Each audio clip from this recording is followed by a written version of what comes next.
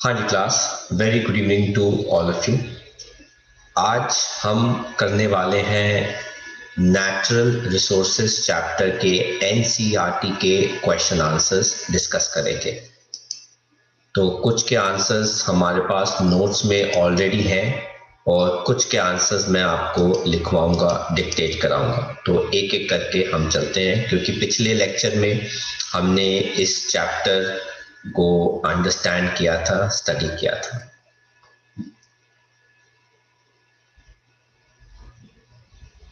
तो जो सबसे पहले इन टेक्स्ट का क्वेश्चन हमारे पास आता है वो है ये वाले।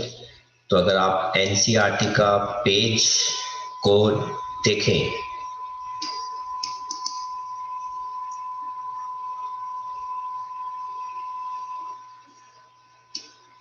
तो वो है पेज नंबर 193। किसी के एनसीईआरटी में एक दो पेजेस ऊपर नीचे हो सकते हैं, तो दैट्स नॉट एन इशू। तो आप लोग लिखिए पेज 193 पे in text question. This is page 193. In text question number 1. कहता है how is our atmosphere different from the atmosphere of Venus and Mars? हमारे एटमॉस्फेयर में नाइट्रोजन गैस है 78%, ऑक्सीजन गैस है 21% अप्रोक्सीमेटली, कार्बन डाइऑक्साइड गैस है जो है almost 0.03%। हमारे एटमॉस्फेयर में आर्गन है अप्रोक्सीमेटली 1% के आसपास। और ये सारी गैसेस जो है वो लाइफ को सपोर्ट करती है, लाइफ की एग्जिस्टेंस को क्या करती है, सपोर्ट करती है। लेकिन वीनस और मार्स का जो एटमॉस्फेयर है उसमें मेन गैस जो है वो कौन सी है बेटा, carbon dioxide, somewhere around about 96%। तो जो कार्बन डाइऑक्साइड गैस हमारे एटमॉस्फेयर में 0.03% है, तो वो इन प्लैनेट्स के ऊपर 96% है। तो आप इमेजिन कर सकते हैं कि कितना ज्यादा ग्रीन हाउस इफेक्ट ये गैस कॉज करती होंगी।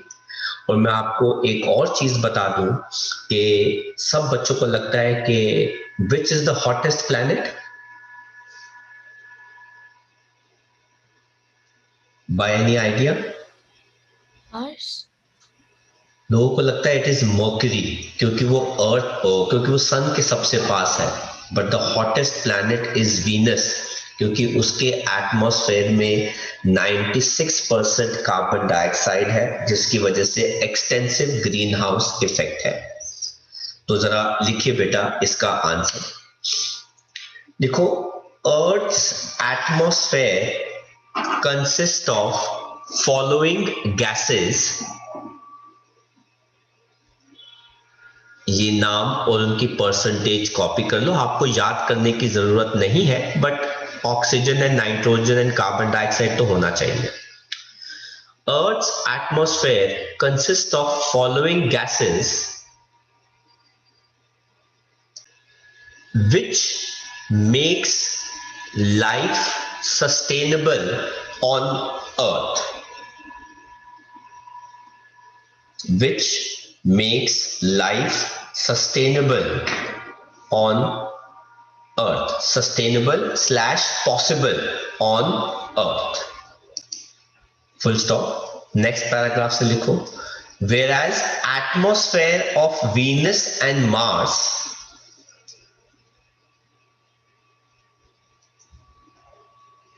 whereas atmosphere of Venus and Mars mainly contains carbon dioxide 96%, whereas atmosphere of Venus and Mars mainly contains carbon dioxide 96%,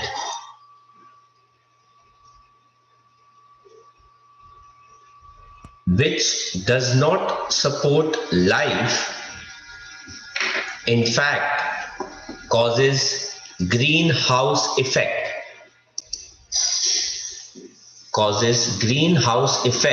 due to which temperature is very high and unfavorable for life. Due to which temperature is very high and unfavorable for life. Next question देखते हैं. कहते हैं how does हमारा atmosphere acts as a blanket. पहला तो बेटा ये right amount of heat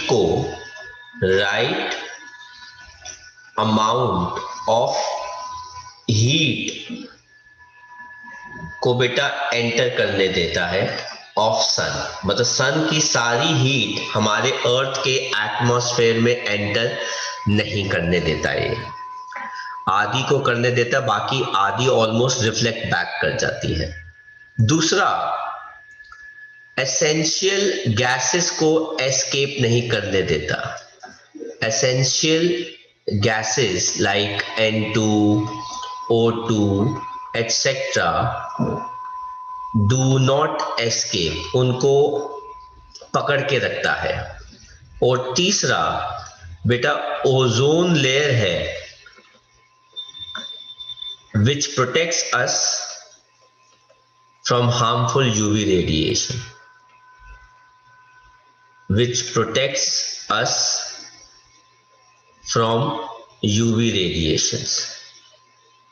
from harmful UV radiations. तो लिखिए बेटा first our atmosphere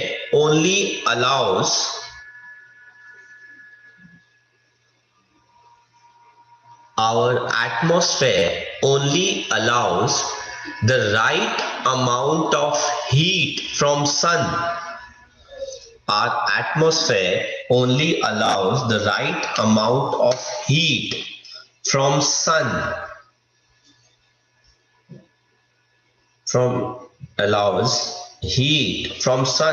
to enter, so that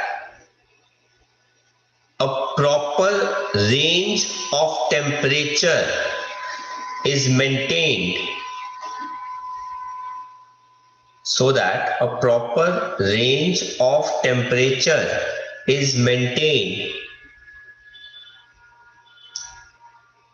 during day and night to support life.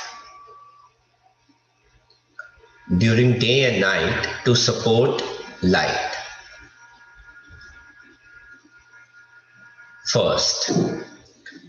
Second लिखो, ozone layer protects us from entering of harmful UV radiations. Second लिखिए, ozone layer protects us from the entry of harmful UV radiations.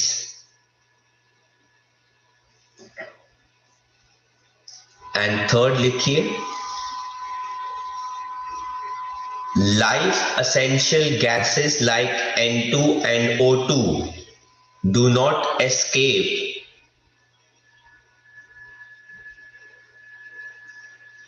life essential gases like N2 and O2 do not escape our atmosphere. Next बेटा question देखते हैं, that is question number 3. कहता है what causes wind. अब जरा बेटा ध्यान से देखना, ये हमारा लैंड है, ये माउंटेन्स है, और ये हमारा बेटा क्या हो गया, वाटर. जब बेटा सन की लाइट या सनलाइट बेटा एंटर करती है अर्थ के एटमॉस्फेयर में, ये है बेटा अर्थ का एटमॉस्फेयर। तो बेटा इसमें से 50% लाइट तो अर्थ के एटमॉस्फेयर में एंटर कर जाती है और ऑलमोस्ट 50% जो है बेटा वो रिफ्लेक्ट कर जाती है, वापस चली जाती है हमारे एटमॉस्फेयर से।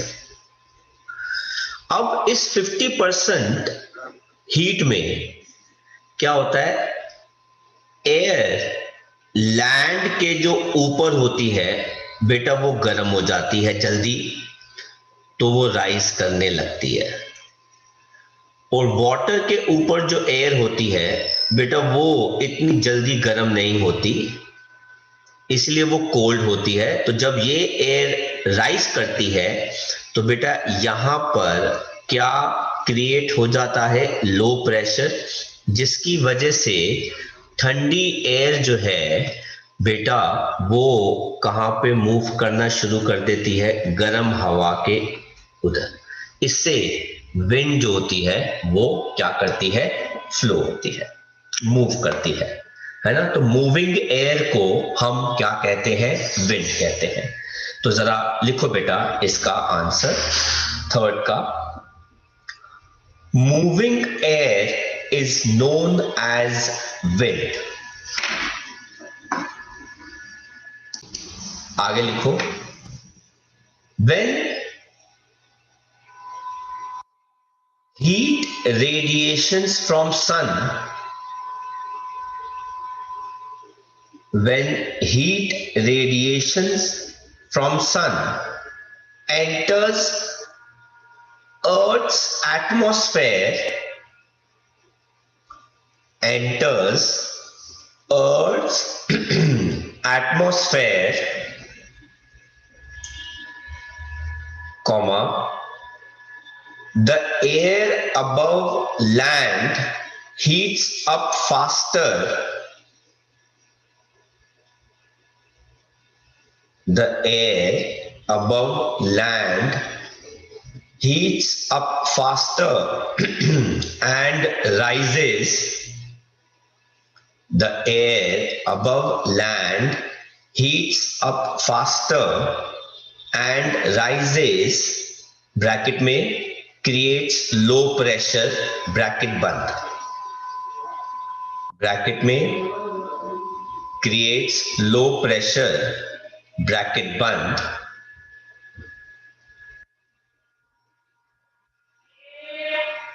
whereas the air above sea is cold, whereas the air above sea is cold and starts taking its place, starts taking its place and causes winds to blow during day, and causes wind to blow during day.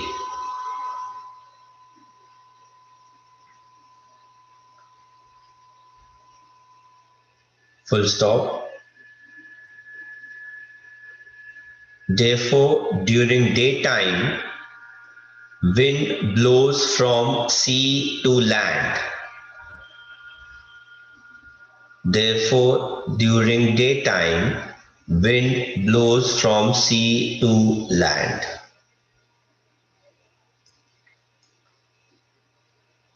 Whereas at night, it is opposite. Whereas at night, it is opposite. Next question बेटा हमारा है, that is question number 4.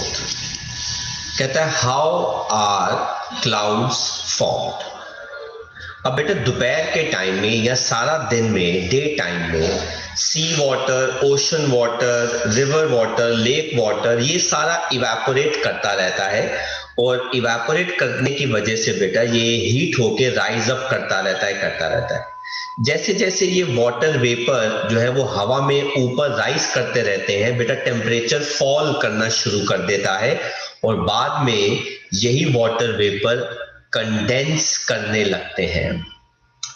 जब ये छोटे छोटे water vapours छोटे मोटे dust के पार्टिकल्स के साथ कंडेंस करने लगते हैं तो ये धीरे धीरे मिलकर ऑन ए लॉन्गर रन बेटा क्या बना लेते हैं, क्लाउड्स बना लेते हैं। So this is how clouds are formed, और फिर वो हवा में उड़ते रहते हैं। तो जरा लिखो बेटा फोर्थ क्वेश्चन का answer, how are clouds formed. देखो, during the entire day during the entire day heat radiations from sun during the entire day heat radiations from sun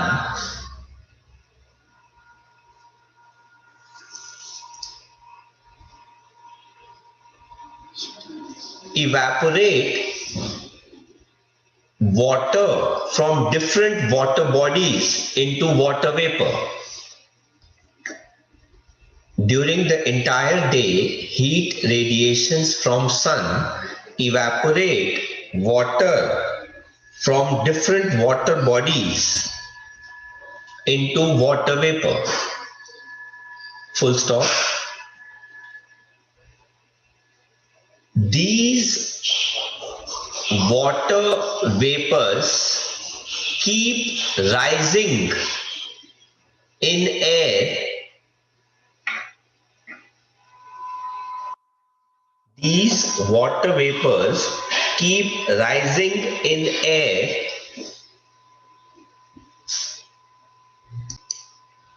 and starts condensing to form tiny water droplets and starts condensing to form tiny water droplets because temperature at height decreases, bracket में कर देना, because temperature at height decreases, because temperature at height decreases, bracket बंद,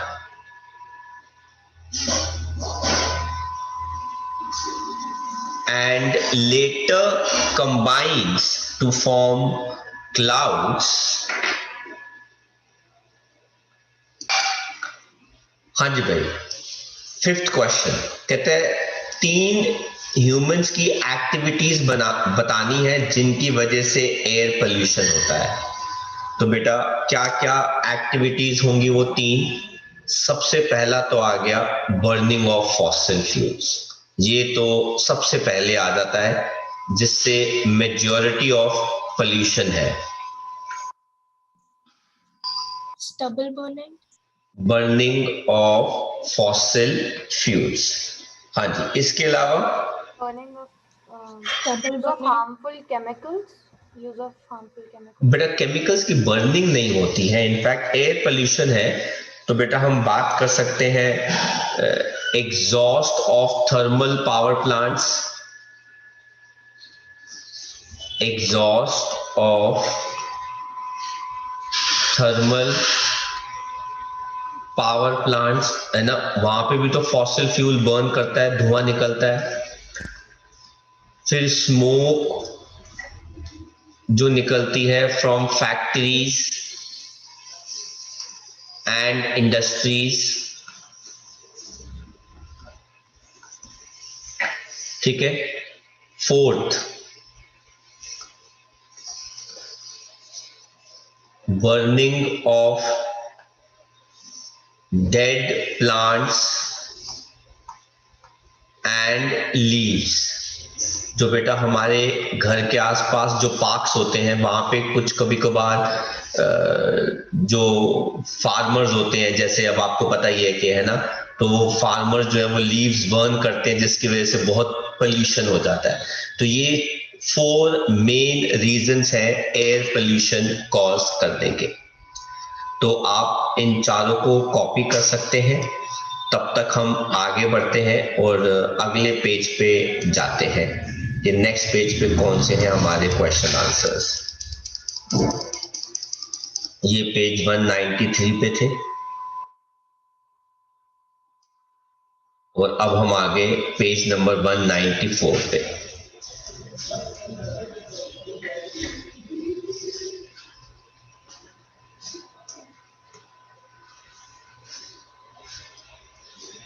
ये आ गया page. Written on the third point.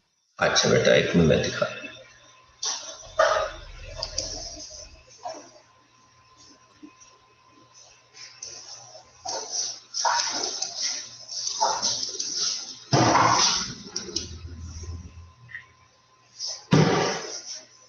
कौन सा point बेटा बात कर रहे हैं आप? Third. Third is smoke from factories and industries.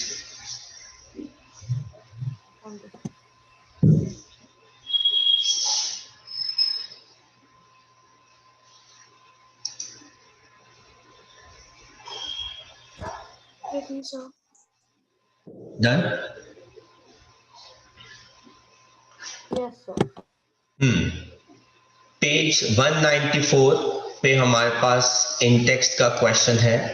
Number हम इसको मार्क कर लेते हैं 6, या आपने 1 मार्क करना है, इट इज योर विश। कहते हैं why do organisms need water? Organisms को वाटर क्यों चाहिए? क्योंकि बेटा हमारी बॉडी के अंदर जितनी भी मेटाबॉलिक रिएक्शंस हैं या एक्टिविटीज है, वो एक मीडियम के अंदर होती हैं, जिस मीडियम को हम क्या कहते हैं? वाटर कहते हैं। तो वाटर मीडियम के अंदर ये सारी मेटाबॉलिक एक्टिविटीज होती हैं, जिसलिए water is very important and essential for organisms. तो लिखो भाई, organisms need water because organisms need water because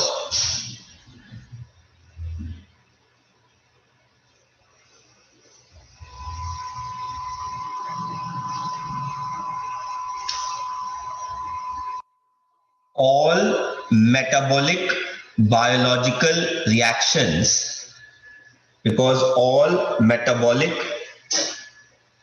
biological reactions takes place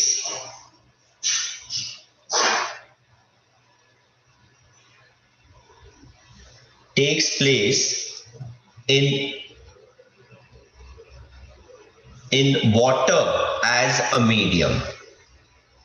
ठीक है, in water as a medium। ठीक है, फर्स्ट। सेकंड पॉइंट लिखो इसके अंदर,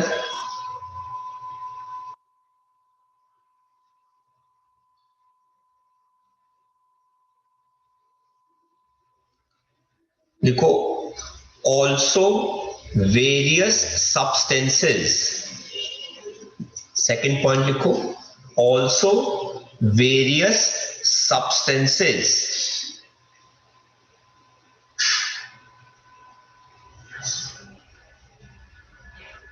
are transported through water as a medium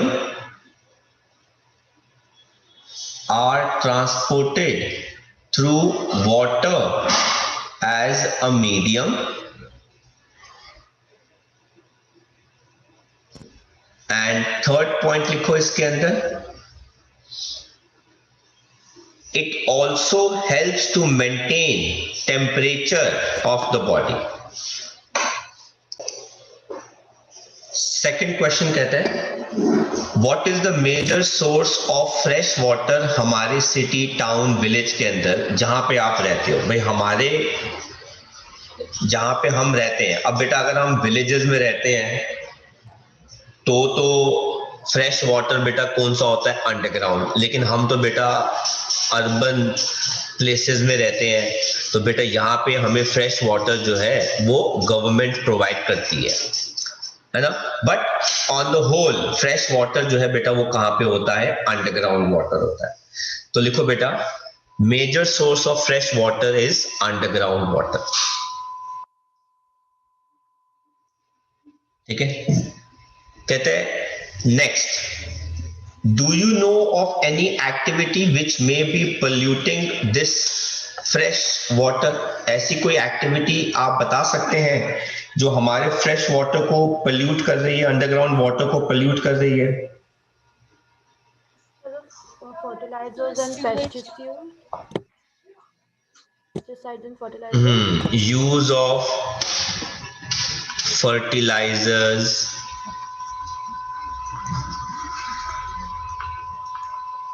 pesticides, industrial waste और केमिकल्स जो dump कर दिया जाता है ना। The factories. Yes, industrial waste, chemicals which are dumped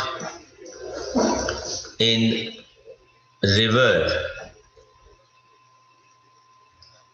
and sea, धीरे धीरे वो अंडरग्राउंड ट्रैवल करके वहां पे डिपॉजिट हो जाते हैं। ठीक है, कर लो कॉपी।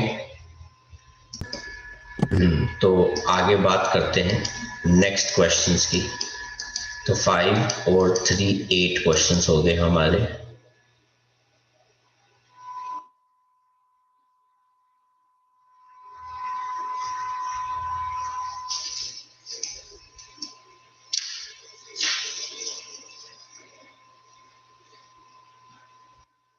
पेज 195, पेज 196 क्वेश्चन कहता है हाउ इज सॉइल फॉर्म। हमारे अर्थ के क्रस्ट में सॉइल जो है वो कैसे बनता है।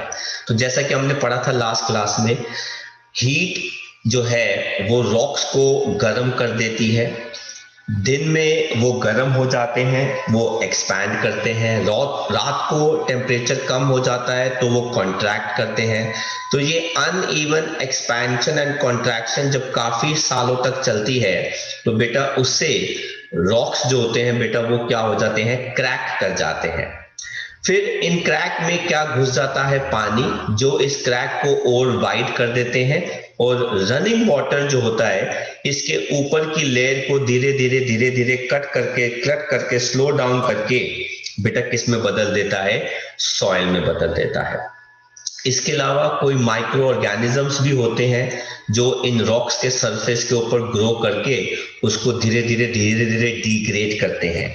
तो it is basically the weathering and decomposition of organic matter, जिसके अंदर मिनरल्स मिक्स हो के हमारा क्या बनाते हैं, सॉइल बनाते हैं। तो जरा लिखो बेटा इसका आंसर। देखो, throughout the day throughout the day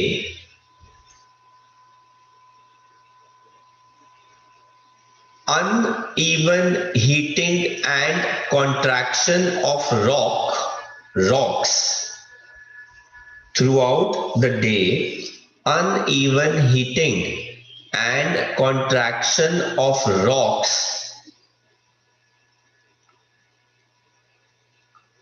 produces cracks in them,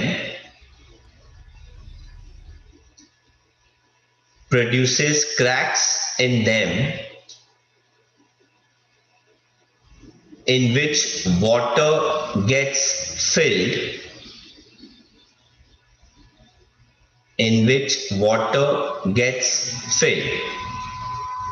full stop.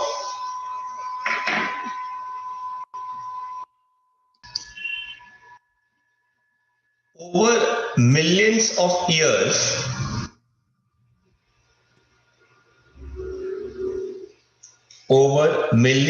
years, this process continues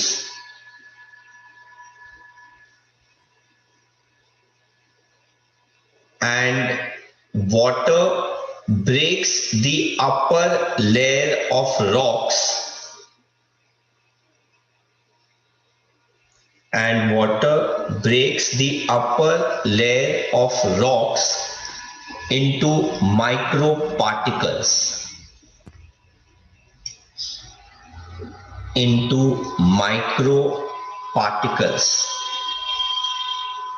bracket में लिखो process called weathering.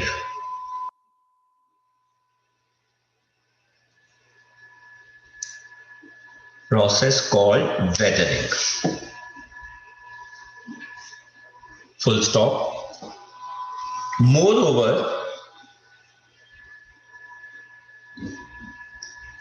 some organisms also grow. Some organisms like lichens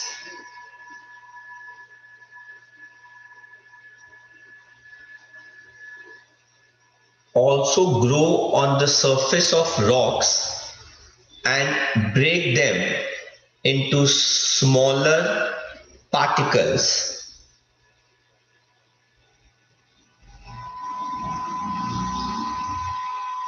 which collectively forms soil.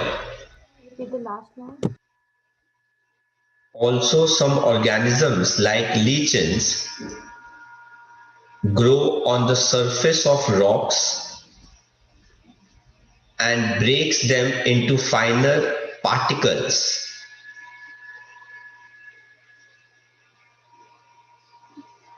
that is humification.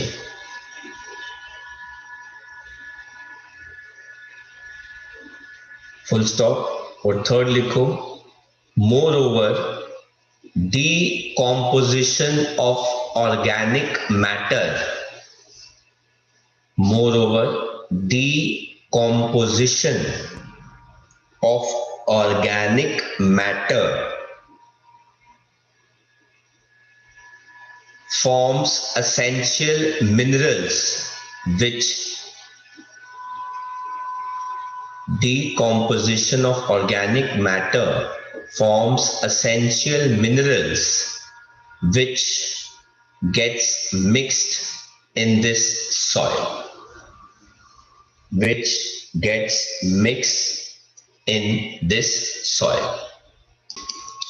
Next question कहता है बेटा, what is soil erosion? बेटा soil की सबसे ऊपर की लेयर के रिमूवल को हम कहते हैं सॉइल इरोजन, क्योंकि उसी के अंदर सारे एसेंशियल मिनरल्स होते हैं for the growth of the plant. तो लिखिए बेटा, it is the removal of top layer of soil. It is the removal of top layer of soil containing all essential minerals and nutrients for the growth of plant.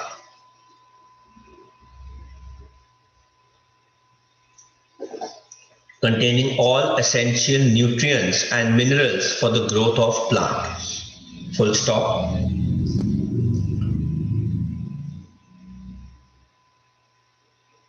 ठीक है. तो soil erosion कैसे होता है बेटा? By floods, by strong winds etcetera. लिखो soil erosion happens due to floods and strong winds. Deforestation आप उसमें भी ऐड कर सकते हैं.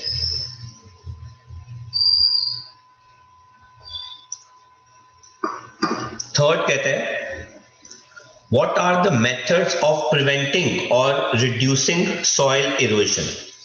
कैसे आप सॉइल के इरोजन को बेटा बचा सकते हो? सबसे पहला आता है कि आप उस लैंड पे क्रॉप्स ग्रो करो.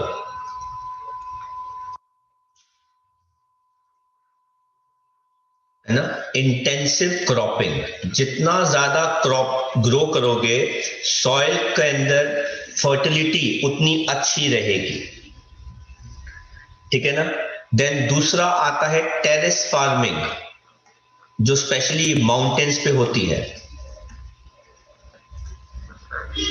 ना, अलग अलग लेयर के ऊपर। देन तीसरा आता है प्रॉपर ड्रेनेज सिस्टम।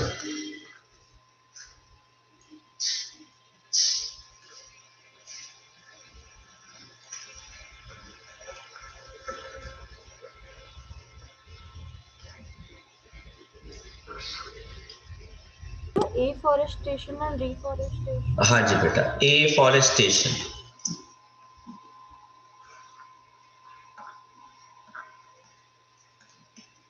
तो दीज आर द मेथड्स जिससे सॉइल इरोजन जो है बेटा वो क्या हो सकता है, रिड्यूस हो सकता है। इसके अलावा बेटा आप बाउंड्रीज बना दो, है ना, कंस्ट्रक्ट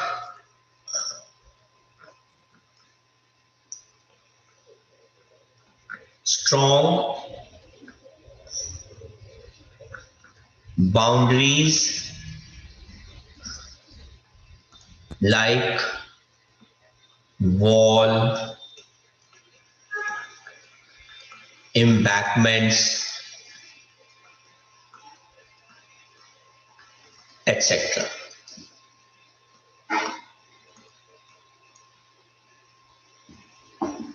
कर लो कॉपी बेटा। नेक्स्ट हमारा आता है पेज 200, जिसपे हमारे फर्दर ये वाले 201, जिसपे ये वाले हमारे इन टेक्स्ट के क्वेश्चंस हैं। पहला कहता है what are the different states in which water is found during water cycle.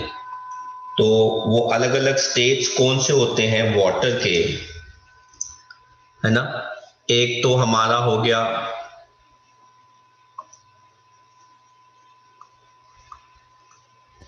Water vapour, ठीक है, जो किस फॉर्म के अंदर हो गया बेटा, गैस के फॉर्म के अंदर। फिर हो गया बेटा वाटर ड्रॉपलेट्स या फिर क्लाउड्स।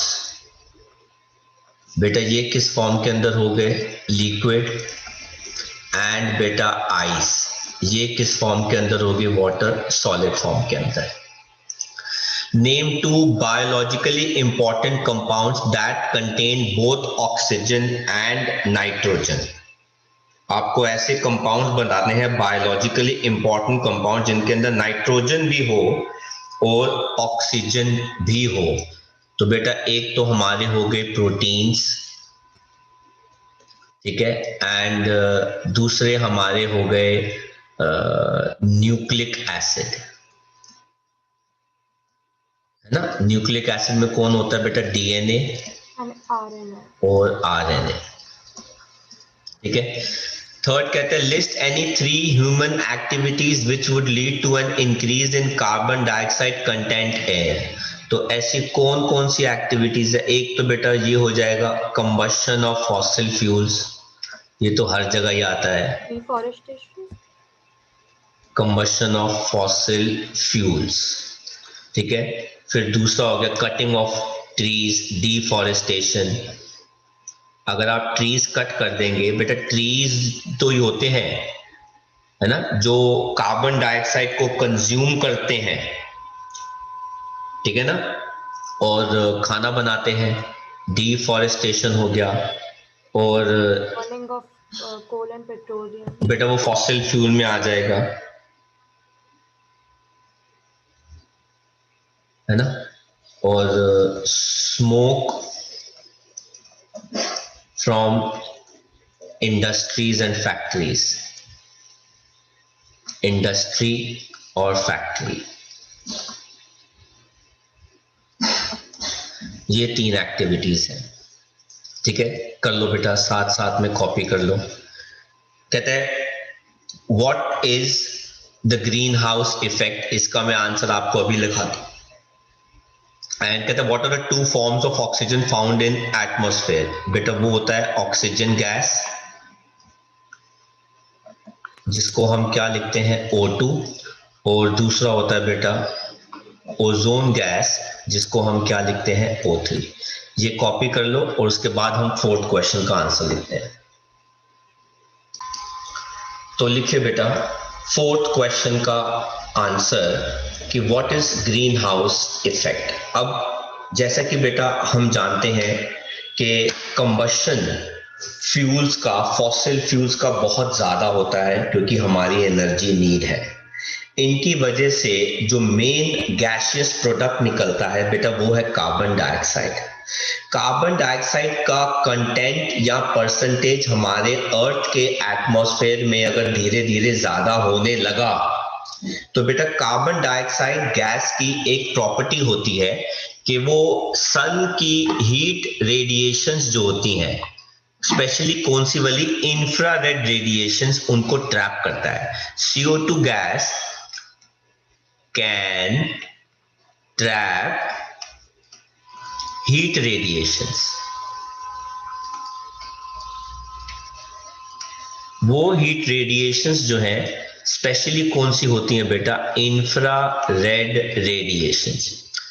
अब अगर वो हीट रेडिएशंस को ट्रैप कर रहा है, इनफैक्ट बेटा अगर मैं आपको बताऊं जो पूरे अर्थ के ऊपर हीटिंग सिस्टम है, आजकल बेटा सर्दियां हैं, विंटर्स, आपको धूप अच्छी लगती है, तो बेटा वो धूप जो है वो बेटा एक्चुअली में सन की कौन सी रेडिएशन है, इंफ्रारेड रेडिएशंस है। मम्मी कपड़े धोने के लिए धोती हैं, उसके बाद सूखने के लिए डाल देती हैं, तो बेटा वो किसकी वजह से है, सनलाइट की वजह से। सनलाइट के अंदर इंफ्रारेड रेडिएशंस हैं जो बेटा हीट कॉज करती हैं। तो पूरी की पूरी हीट जो है वो सन की इंफ्रारेड रेडिएशन पोजेस करती है। तो कार्बन डाइऑक्साइड का कंटेंट अगर ज्यादा हो जाएगा तो वो इन हीट रेडिएशंस को ज्यादा ट्रैप करेंगी, जिनकी वजह से ग्रीन हाउस इफेक्ट क्रिएट होगा। गर्मियों में जब आप धूप में खड़ी हुई कार के अंदर बैठने लगते हैं तो आपको कार के अंदर ज्यादा गर्मी लगती है एज कंपेयर टू बाहर, क्योंकि बेटा बंद शीशे जो होते हैं वो हीट रेडिएशंस को ट्रैप कर लेते हैं। ये ग्लास की प्रॉपर्टी होती है कि वो हीट रेडिएशंस को अंदर आने देता है पर उसको बाहर जाने नहीं देता। इस वजह से धूप के अंदर कार अंदर से ज्यादा गर्म होती है, बाहर ठंडी होती है।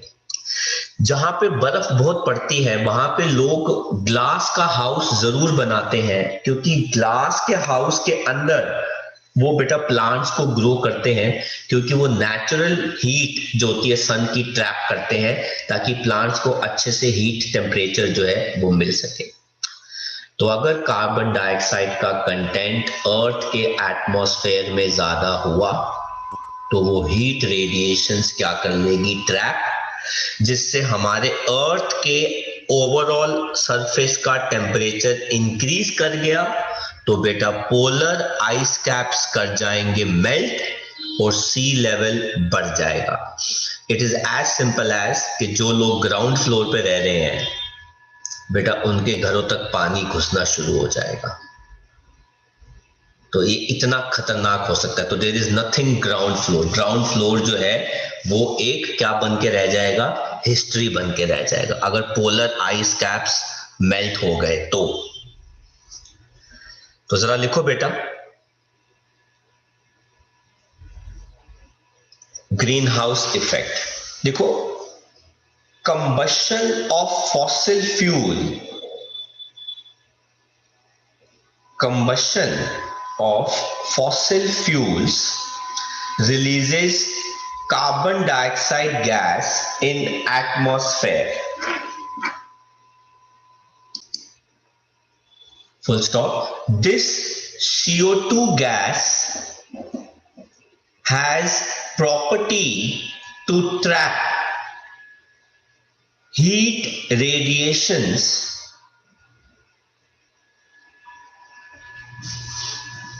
or infrared radiations produced by sun. Full stop. Next paragraph से लिखिए, if by somehow percentage of CO2 in air increases, if by somehow percentage of CO2 in air increases, then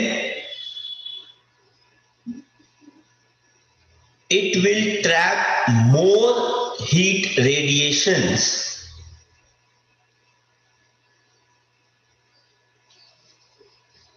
then it will trap more heat radiations due to which our global temperature may rise.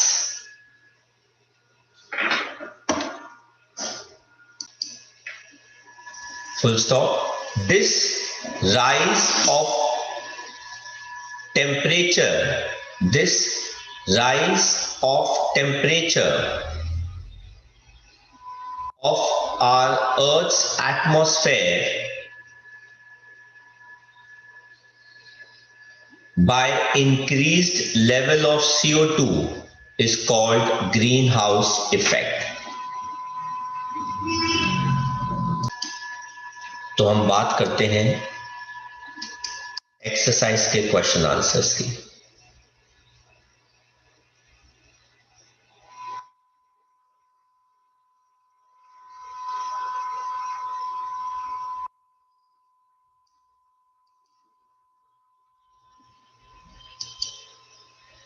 Exercise का पहला question कहते हैं why is atmosphere essential for life. ये हमने अभी थोड़ी देर पहले ही किया था, क्योंकि हमारा एटमॉस्फेयर हमको एसेंशियल गैसेस देता है।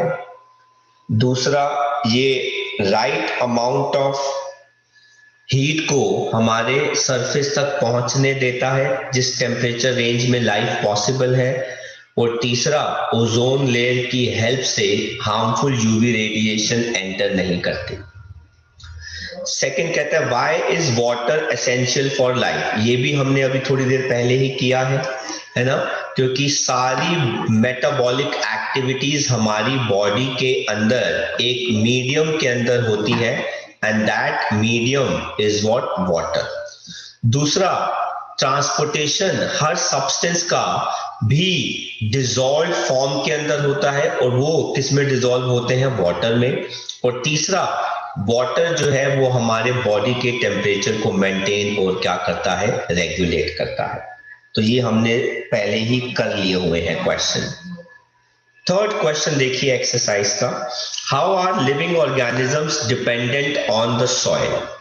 कोई भी लिविंग ऑर्गेनिज्म, अच्छा भाई प्लांट्स हैं, प्लांट सॉइल पे कैसे डिपेंडेंट है, बिकॉज वो अपना एसेंशियल न्यूट्रिएंट्स, मिनरल्स और पानी कहां से लेते हैं बेटा, सॉइल से लेते हैं। ठीक है, हम इन प्लांट्स पे डिपेंडेंट है अपने फूड के लिए, हम क्योंकि इसी सॉइल में प्लांट्स को क्या करते हैं, ग्रो करते हैं। कहता है are organisms that live in water totally independent of soil as a resource. ऐसा नहीं है, क्योंकि एक सॉइल लैंड के ऊपर होता है तो there is another different form of soil जो सी में होता है, ओशन बेड्स में होता है, वहां से वो एसेंशियल मिनरल्स जो है, ऑर्गेनिक मैटर अटेन करते हैं। तो जरा थर्ड का आंसर लिखिए बेटा, लिखो all living organisms are dependent on soil. All living organisms, especially plants, are dependent on soil because they get essential minerals, water,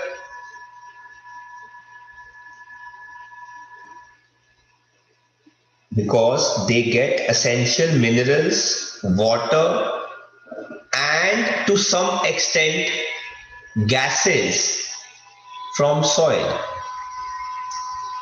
Because they get essential minerals, water, and to some extent gases from the soil. Full stop. Animals are dependent on these plants for their food.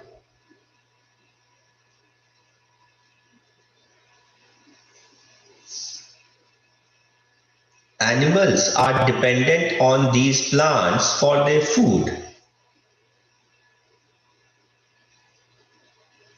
Full stop. Therefore, directly or indirectly, all living organisms are dependent on soil.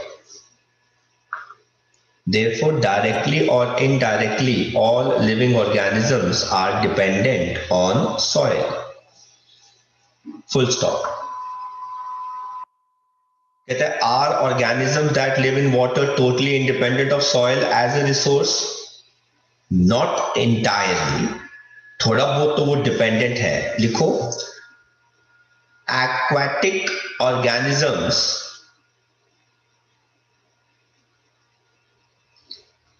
are to some extent dependent on the soil.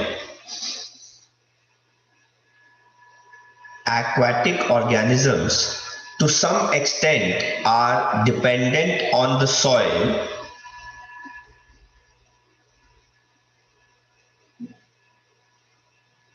to obtain their nutrients.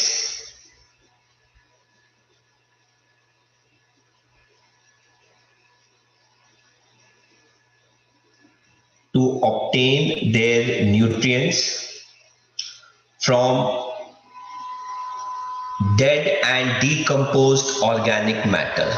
To obtain their nutrients from dead or decomposed organic matter. Next देखते हैं बेटा fourth question. कहता है you have seen weather reports on television and in newspaper. How do you think we are able to predict the weather?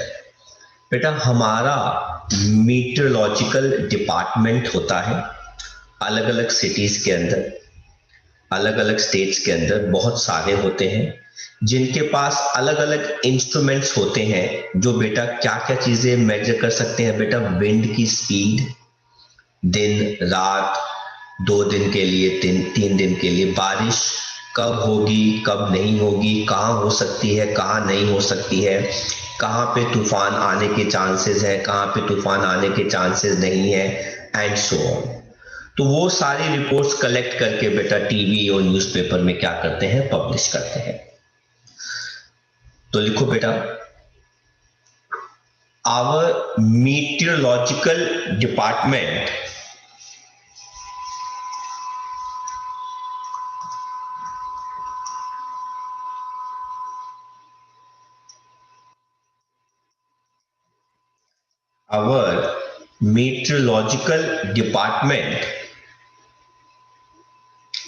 has different instruments. Our meteorological department have different instruments which can measure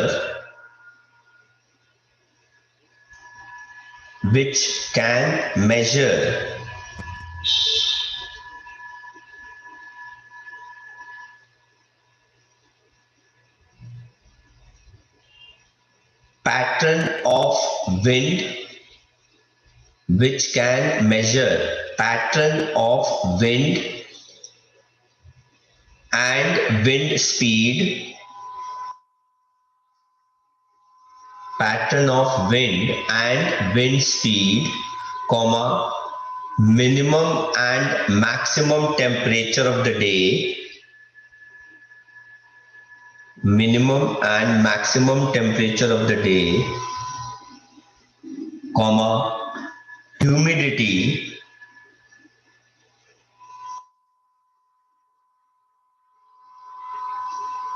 comma, cloud formation, comma, rainfall, snowfall, etc.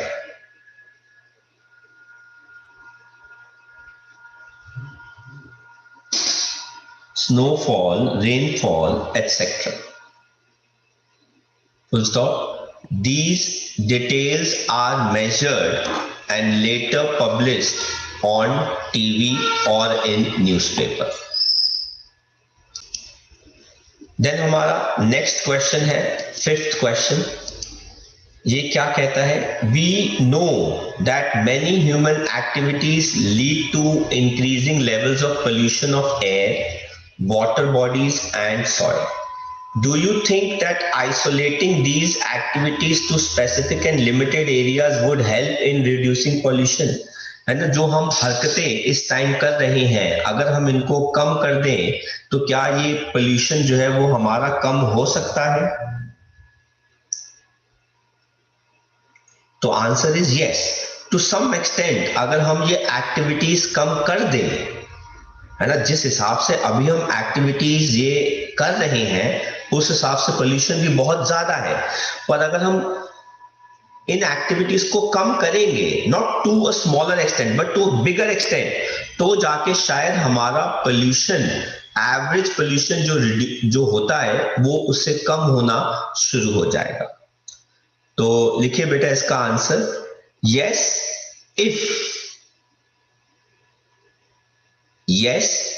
if we should stop some specific activities, yes, if we stop some specific activities or reduce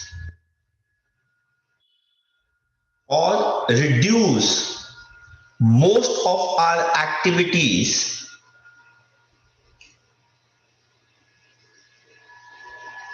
then definitely we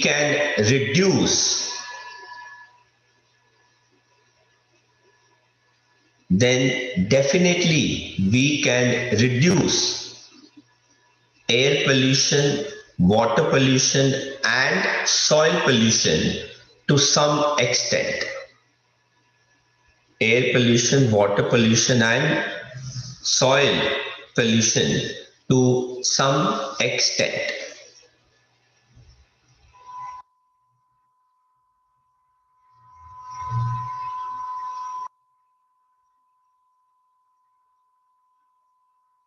Full stop. Next line में लिखो, it may also reduce the chance of global warming and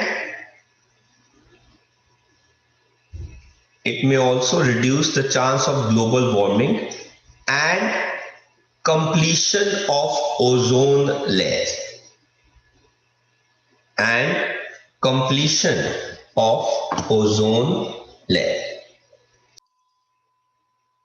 last question कहते हैं, write a short note on how forest influence the quality of our air, soil and water resources. तो air, soil and water तीनों के लिए हम अलग अलग से लिखेंगे। सबसे पहले हम बात करते हैं एयर की।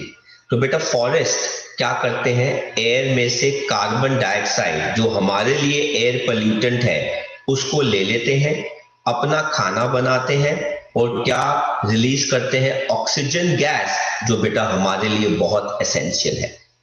तो लिखो फर्स्ट पॉइंट, देखो trees and plants in forest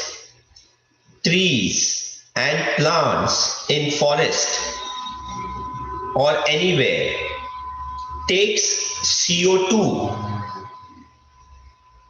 from air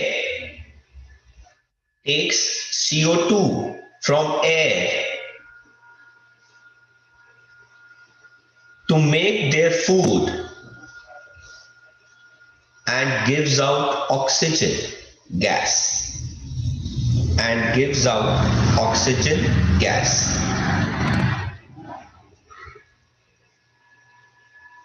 That is, they maintain the balance of CO2 and O2.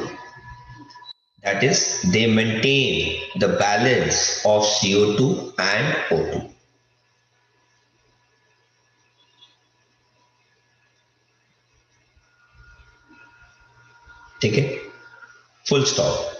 Soil कैसे क्वालिटी को इन्फ्लुएंस करता है। बेटा प्लांट्स और ट्रीज की जो रूट्स होती हैं बेटा वो मिट्टी के साथ, सॉइल के साथ जम जाती हैं, फिक्स हो जाती हैं। तो अगर बाय चांस भगवान ना करे फ्लड आए या विंड तेज हो तो बेटा ये रूट्स उस सॉइल को मूव करने नहीं देती, बल्कि सॉइल इरोजन प्रोटेक्ट करती है। देखो बेटा second point, roots of plants and trees, roots of plants and trees binds strongly with the soil, binds strongly with the soil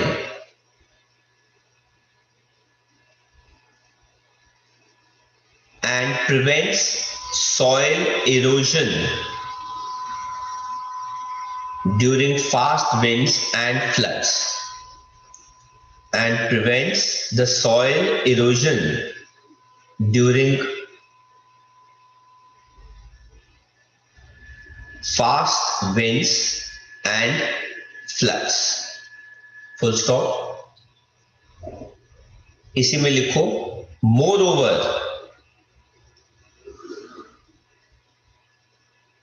moreover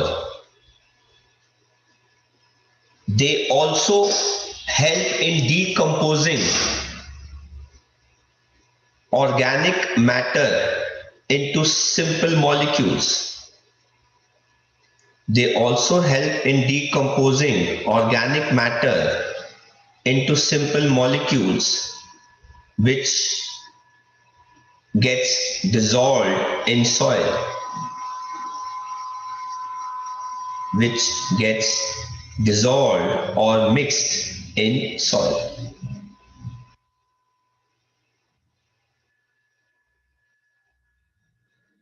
और क्वालिटी ऑफ वाटर रिसोर्सेस कैसे लिखोगे बेटा? देखो, by preventing soil erosion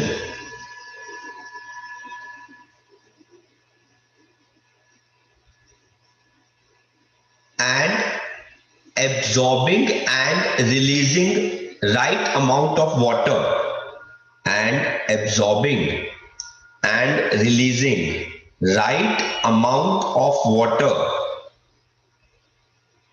absorbing and releasing right amount of water, comma, plants and forests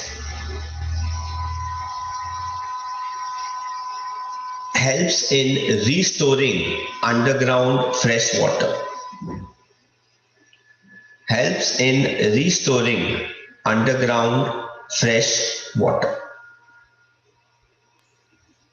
So plants and Trees बेटा। okay.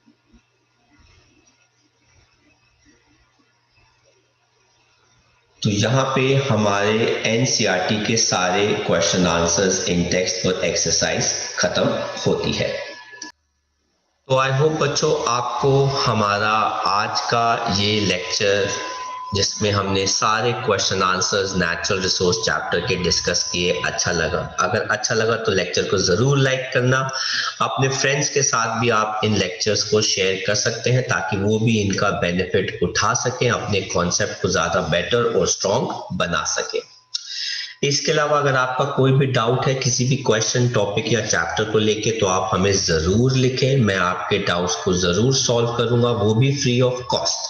और अगर मुझे उसके लिए कोई लेक्चर भी बनाना पड़े तो मैं जरूर आपके लिए बनाऊंगा।